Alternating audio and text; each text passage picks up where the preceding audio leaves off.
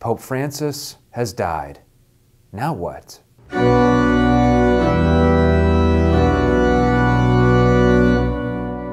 First, we pray. We pray for the repose of the soul of Pope Francis and pray for our church.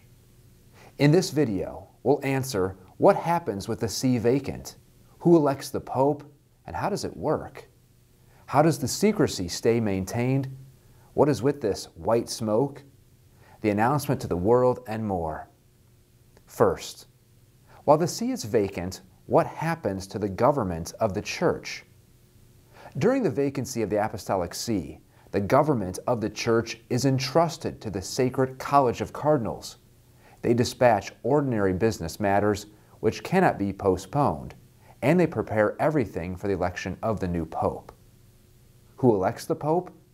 The College of Electors of the Supreme Pontiff is composed solely of the cardinals of the Holy Roman Church. The universality of the Church is expressed in the very composition of the College of Cardinals, whose members come from every continent.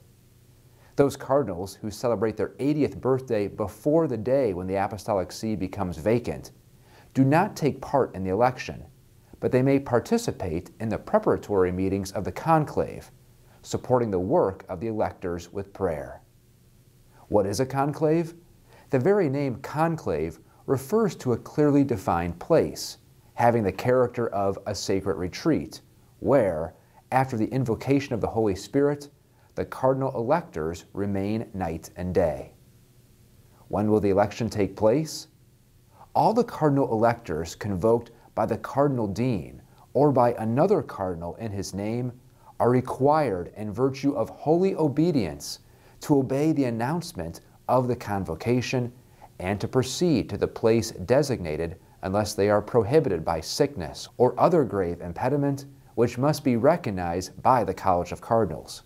After the death of the Pope, the cardinal electors must wait 15 days for those who are absent.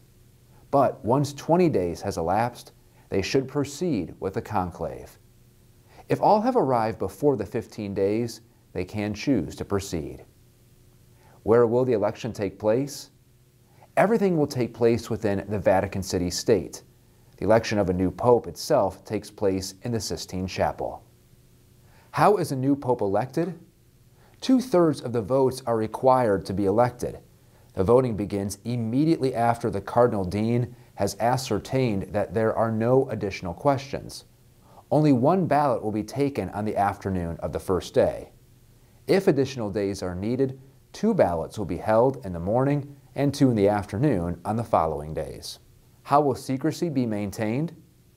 From the time established for the beginning of the electoral process until the public announcement that the election of the Supreme Pontiff has taken place, or any case until the new Pope so disposes, several rooms, and in particular the Sistine Chapel and the areas reserved for liturgical celebrations, are to be closed to unauthorized persons by the authority of the cardinals. During this period, the entire territory of Vatican City and the ordinary activity of the offices located therein shall be regulated in a way which permits the election of the Supreme Pontiff to be carried out with due privacy and freedom. The cardinals must be extremely vigilant during this time to maintain secrecy.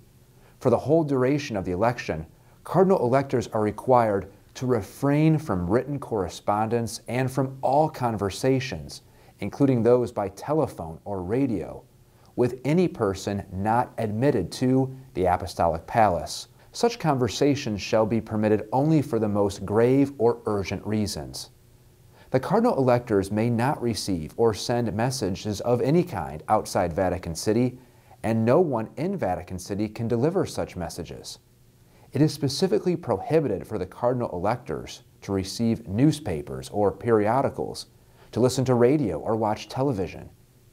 Anyone who violates this secrecy, whether by words, writing, or signs, may incur the penalty of excommunication. This secrecy is to be maintained after the election as well, unless the new pope gives explicit permission. Watching for the famous white smoke. While the conclave is in session, the entire church will be praying for the electors and for the prospective pope. When the ballots are burned, oil is added to the fire so that the smoke that escapes from the chimney from the Sistine Chapel is dark, signifying a new pope has not been elected. On the final, successful ballot, nothing is added to the fire so that the smoke is white. Bells will also be rung. The crowds gathered in St. Peter's Square will cheer, and the billions watching on televisions around the world will know that a new pope has been elected. Consent by the new pope.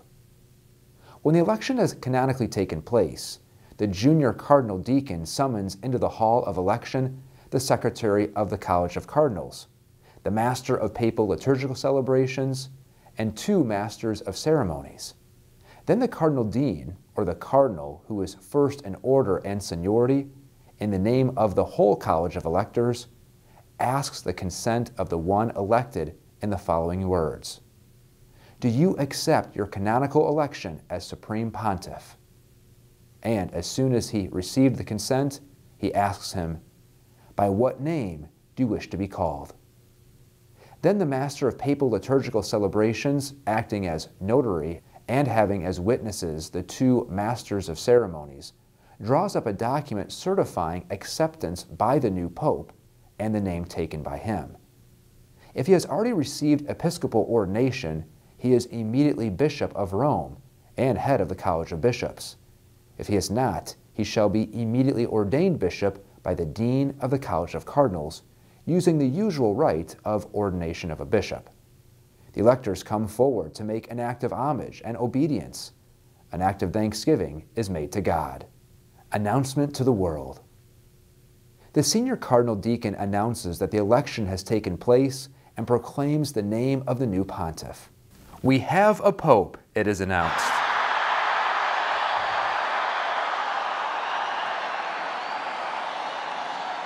The new pope then appears and imparts the apostolic blessing from the balcony of St. Peter's Basilica.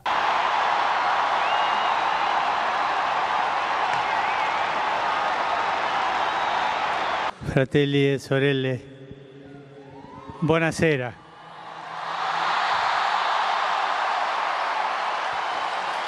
Certainly all the eyes of the world will be on the Catholic Church, so please continue your prayers.